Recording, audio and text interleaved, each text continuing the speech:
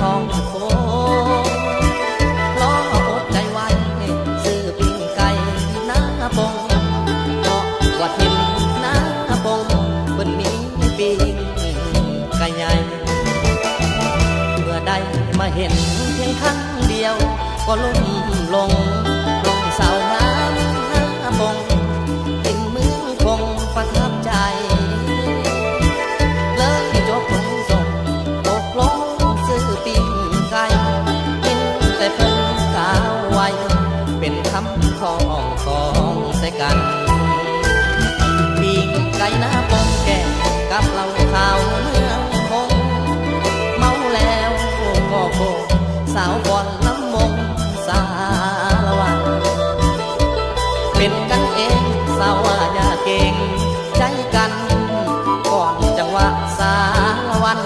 ให้ต้องโยกขึ้นโยกลง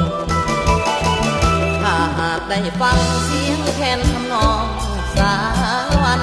ต้องวิวอนนอนฝันถึงบันบ่อนตอนโยกลงงานบุญเดือนสี่ไปร่วมเบิ่งตีลำวงต้องได้โยกขึ้นโยกลงกับสาวนาทิมสารวัตร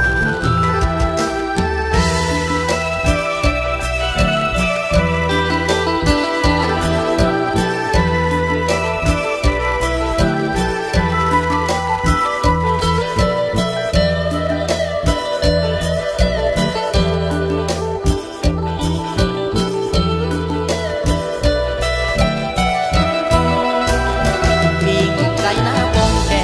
กับเหล้าขาวเมืองคงเมาแล้วก็โกสาวก่อนลำมงสารวัตร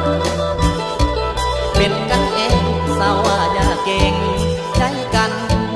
ก่อนจังหวะสารวันให้ต้องโยกขึ้นโยกลงถ้าหากได้ฟังเสียงแคนทำนองสาร